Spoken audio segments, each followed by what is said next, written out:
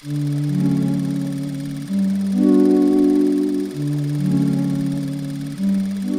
this week's video, I wanted to talk to you guys about my main camera, which is the Fujifilm X100S. I know that I already talked about it a little bit in my camera collection video, but I wanted to show you guys the accessories that I have, some of the settings that I use, as well as the positives and negatives that I feel about this camera. So to start, this is what the box looks like that it comes in. And this is what the camera looks like straight out of the box. As you can see, you know, it's got a great build. It looks, you know, kind of retro. And yeah, it's just a compact camera and it just looks really good. So I'm gonna go through all my different accessories to start. And the first one is a screen protector. I know it's not, you know, the most interesting thing in the world, but I would highly recommend getting one. This one's glass. You might be able to tell, might not be able to tell, but it's actually cracked slightly, I think in this corner here. Yeah, I would just highly recommend it because the screen's gonna be extremely expensive to fix and you might as well just get a new one at that point. So the next accessory, let's take the lens cap off. And actually the lens cap, let's talk about that for a second. It's really nice. It's all metal and it's magnetic, so when you put it on here, you know, it's not gonna come off very easily, and it's really nice. But we'll talk a little bit more about the lens cap in a little bit. So my first accessory is actually an adapter. And you need an adapter for this because in order to use filters, you have to take this ring off the front because the lens comes out so far, and if you just add a filter on right now, it could ruin the autofocus system motor because the lens wants to come out to a certain, you know, length. And if you add a filter without this adapter, it could ruin the motor. So you have to take it off kind of like this. Takes a second. And then you have to buy an adapter. I got mine off of Amazon. I'll link it below. And it just screws on like you would any normal filter. So then yeah, I got a bunch of filters that I really like, and I'll show you guys those now. So my favorite filter right now is the Tiffen Black Pro Mist filter, and it's a quarter density. I really like this filter because of the look that it gives. It softens up the image and kind of halos the light a little bit. Maybe I'll show some examples on screen.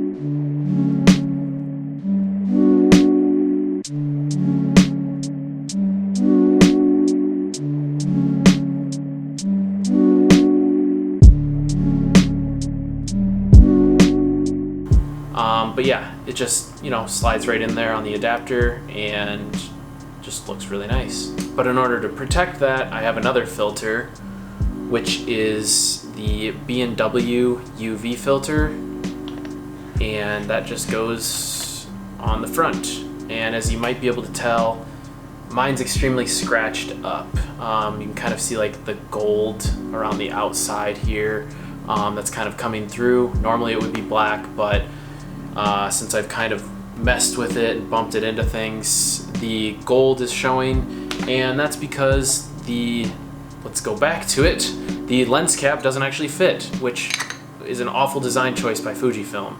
So, you know, you put it on and it's just gonna come right off. Really bad design choice. I could get one that like snaps on the front, but at the end of the day, these filters aren't that expensive, so I'm just leaving this on here. If it cracks, it cracks, and I'll just get a new one. So I do have one other filter actually, and it's not just a filter, it's actually a filter set, and looks like this. I'm not really gonna show them, but it's actually a set of star filters.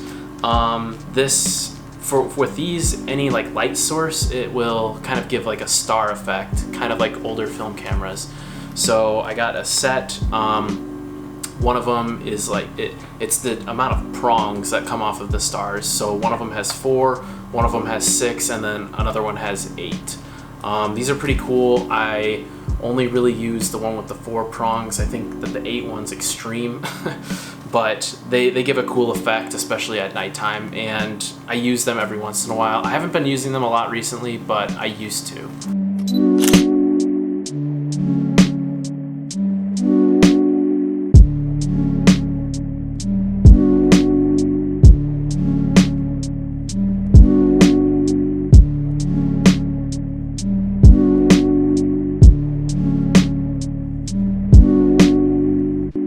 next accessory is a soft shutter release, and that just goes on to where the shutter is. I know that some people say that they lose these pretty easily. I don't know how, but I've never lost one. This is the original one that I got. I think that it looks really good. I like the red because there are some like red accent parts on this camera, and that's why I went with this color. I just think it looks really nice on the black. And then my last accessory, I'm not going to attach this right now, but it's a camera strap. This one's just a all black rope camera strap. I got it from a brand called Hyperion. I think they're based out of the Netherlands. I got it for only like $15, but it was free shipping. I would totally pay for shipping if you were to get any straps from this brand. It will take you probably like a month to get it if you do with the free shipping option. So I'd highly recommend paying the extra $7 or so that it costs for shipping, because it will take a long time for these to come if you go with the free shipping route. So those are all the different accessories that I have for my camera. As you can see, it does make it quite a bit bigger than it does right out of the box, but I don't think it makes it too big. Next, I kind of wanted to go through my settings that I use. This is gonna come as kind of a shock for most people that shoot digital, but I exclusively shoot all of my photos in JPEG. I know it's kind of crazy, but it's just what works for me. I think that this is the way that works best for me. I love the way that the JPEGs look that come straight out of the camera, and I just find that they're easier to edit. So that's why I do it.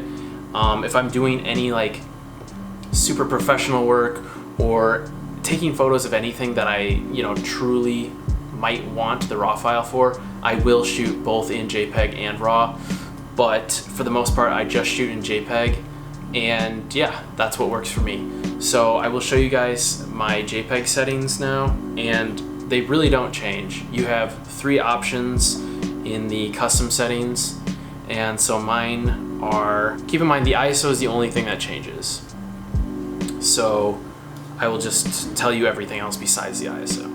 So I have the dynamic range on auto, the white balance on auto, my noise reduction at -2, my image size at large, my image quality fine. I use the film simulation pro neg high. My highlight tone is -2.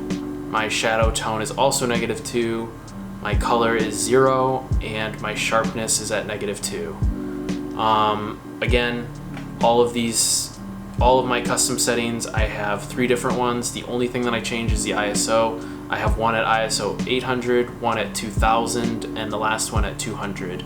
So for the 800, that's pretty much my all-day setting. I just like what I get from ISO 800, and I don't change it. I know a lot of people just use auto, but for me, I think that setting your ISO actually helps me shoot a little bit more. The 2000 ISO is more for like nighttime stuff, and ISO 200 is for whenever it's super bright and sunny outside. So those are all of my custom settings that I use for JPEG. I know that it's very controversial to shoot exclusively in JPEG, but that's what works for me. If you can see any quality lacking in my photos, go ahead and comment down below. But personally for me, I don't really see that big of a difference. I have shot in both RAW and JPEG extensively, and right now I'm just liking what I'm seeing with the JPEG files, so I'm just going to continue doing what works for me. So let's talk about kind of the pros and cons, I guess, with this camera. So one of the biggest pros I would say is the size of the camera. You can bring it around with you anywhere. When you have a strap, I know I showed in my camera collection video, I just have the strap across my body, and then the camera down by my waist. I can easily, just pick it up, grab it, take a shot, and go on with whatever else I was doing. So that's like, I think the #1 thing about this camera is its portability. If I didn't have this adapter and all that stuff, I could probably even fit it in a jacket pocket. I also have a small bag, like a crossbody bag or a fanny pack, however you want to wear it. I usually don't wear it around my waist, but it fits in there. So that's one option that you could do if you do want to have the filters. Another pro of this camera is just the files that come out of it. I love the image quality. of the lens. Yeah, I mean, there's really not that many bad things to say about this camera. I could go into so many different things that are good about it. There's just too many. So I guess I'll go more into the negatives, because those are the things that you're gonna care more about. The number one con, in my opinion, is the autofocus. I think that it's kind of lacking, especially in low light. That's kind of what I would expect out of a camera like this, but if you simply use the, you know, the selective autofocusing, and you look through here, you press up on the little circle pad, and then you can pick the exact spot that you want in focus. And I think that it works pretty seamlessly, even when it's up to your eye. You don't have to be looking at the screen all the time, and it's not too bad. But in low light, it can miss focus quite a bit, or it'll give you like the red box where it's not catching focus. And in that situation, you just use manual, which is really easy to focus. The number two con, which is also a very big con, is the battery life. It is real bad. I only have 2 batteries with this, and let's say that I was shooting all day, I'd probably be hurting. I definitely need to get probably 2 or 3 more batteries, but if I am eventually going to upgrade, I feel like 2 is probably as many as I need.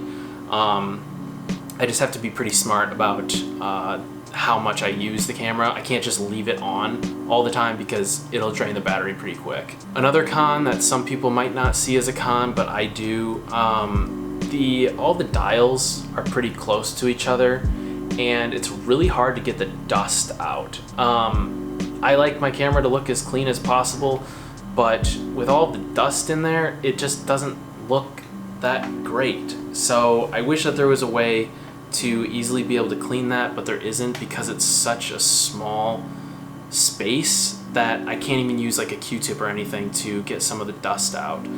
I have also noticed, and I think this kind of is because it doesn't have weather sealing, but there is some dust in my viewfinder, which is kind of frustrating.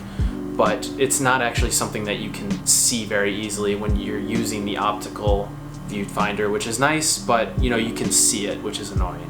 One other con, I know that a lot of people have talked about this before, but I know that on the more updated versions it's different, but the D-pad, or this little circle here, is kind of clunky, but it's not too bad. It just takes a little bit of getting used to. So overall, I mean, I love this camera. I am so happy that I found it, and I'm so happy that I bought it.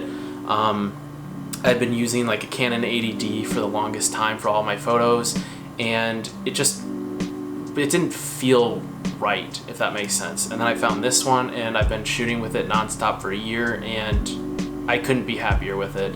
I will eventually upgrade, but I don't know when that will be. I might just use this until it dies.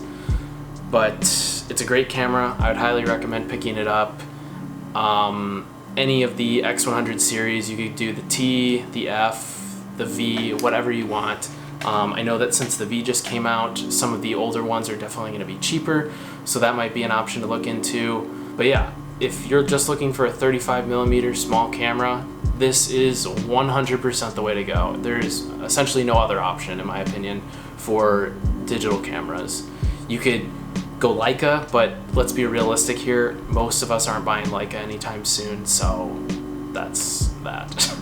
I hope you guys enjoyed this video and learned a little bit about the X100S, why I like it and why I don't like it. So with that being said, like and subscribe, and I will see you guys next Tuesday.